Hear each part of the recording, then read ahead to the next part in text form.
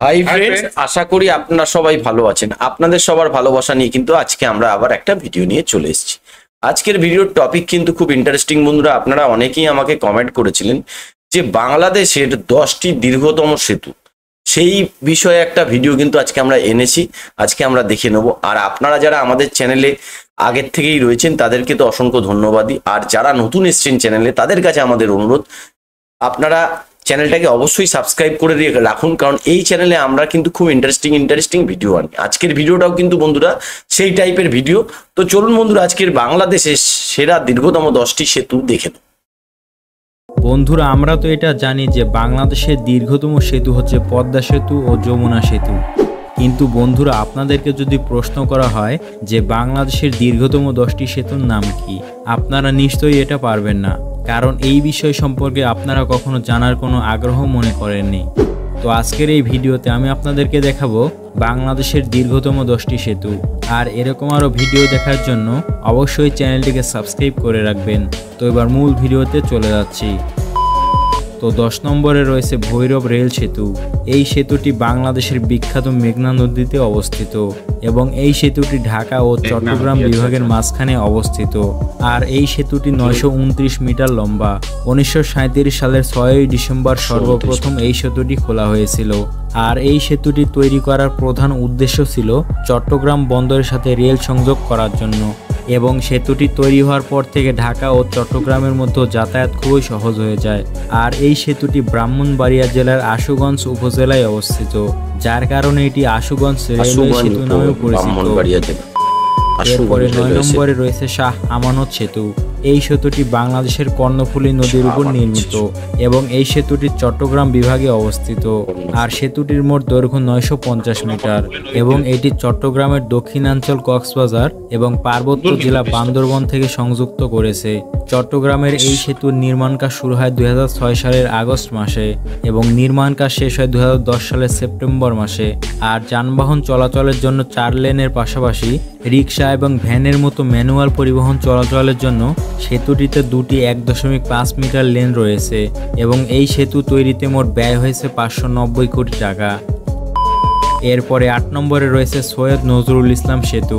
এই সেতুটি বাংলাদেশের ঢাকা চট্টগ্রাম বিভাগের একটি লেন সেতু এবং এই সেতুটি ভৈরব সেতু নামেও পরিচিত। আর সেতুটির মোট দৈর্ঘ্য 1194 মিটার, মানে প্রায় 1.2 কিলোমিটার।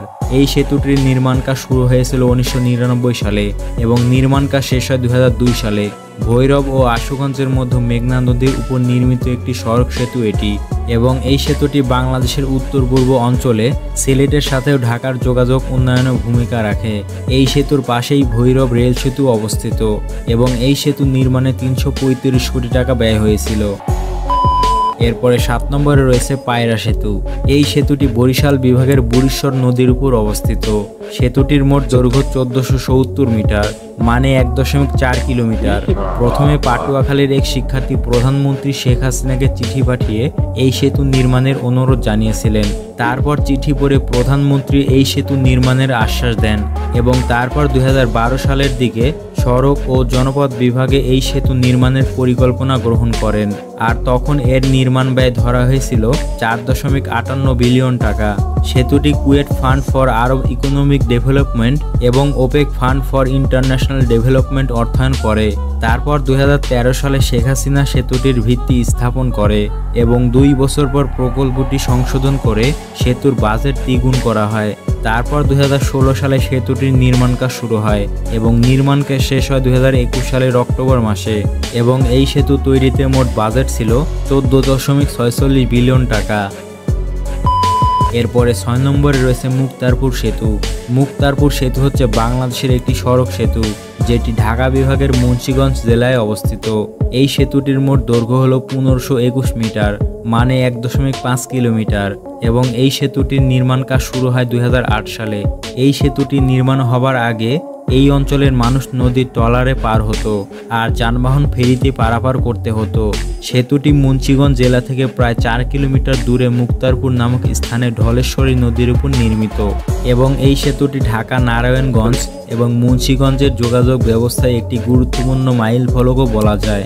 এই সেতু তৈরিতে মোট খরচ হয়েছে 208 কোটি টাকা।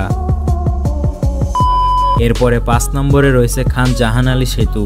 এই সেতুটি বাংলাদেশের খুলনা বিভাগের রূপসা নদীর উপর অবস্থিত এবং এই সেতুটি রূপসা সেতু নামে পরিচিত।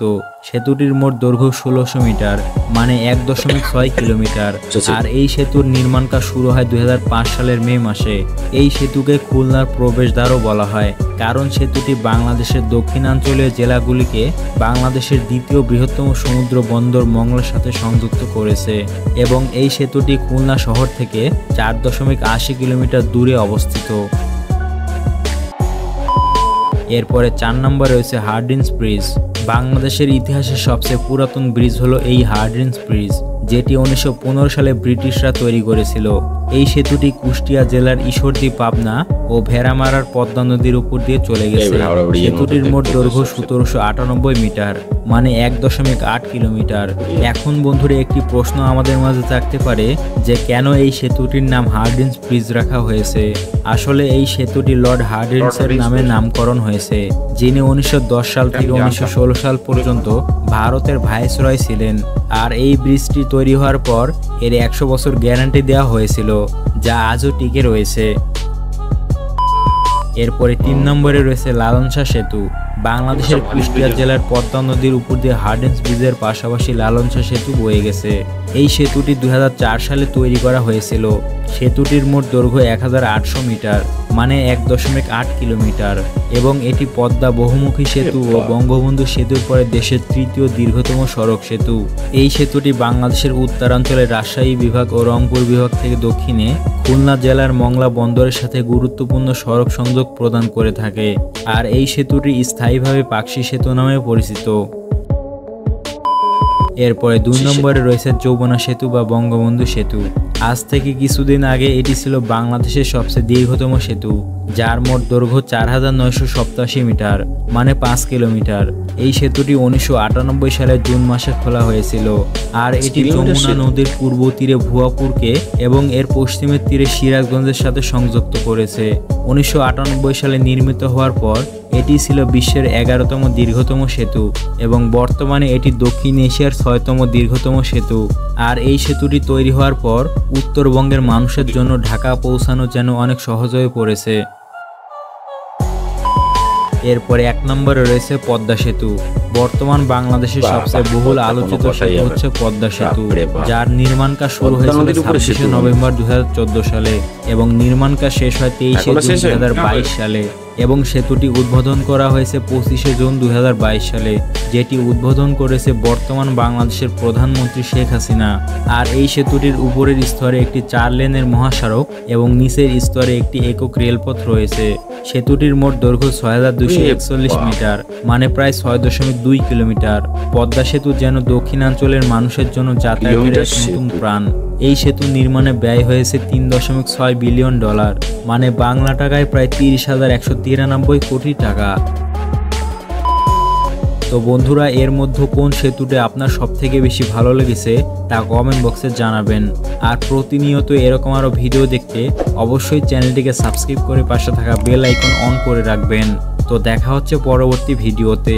তো বন্ধুরা, দেখলেন যে বাংলাদেশের কিন্তু 10খানা সেতু। আপনারা যারা বাংলাদেশ থেকে ভিডিওটা দেখছেন, আপনারা এই সেতুগুলোর মধ্যে কোন সেতুটা আগে জানতেন না, সেই সেতুর নামটা আমাদের কমেন্ট করবেন, বা এই 10টা সেতুর মধ্যে আপনার ফেভারিট কোন সেতুটা সেটা কিন্তু আমাদের কমেন্ট করে দেখান। জানি সাধারণত বাংলাদেশ নদীমাতৃক দেশ এবং এই নদীমাতৃক দেশের জন্য সেখানে অনেক সেতুই গড়ে উঠেছে এবং আমাদের কাছে এগুলো কিন্তু বেশ কয়েকটা সেতু কিন্তু একেবারেই অজানা ছিল, যেগুলো আমরা আজকে জানলাম। তো আপনারা সেগুলো কমেন্ট করবেন যে আপনাদের কাছে কোন সেতুটা সবচেয়ে ভালো লাগে। আমরা তো এখানে ভিডিওর মাধ্যমে দেখছি, আপনারা যারা এই জেলাগুলোতে থাকেন তারা কিন্তু জানালে খুব ভালো হয়। আর ভিডিও ভালো লাগলে লাইক সাবস্ক্রাইব করতে ভুলবেন না।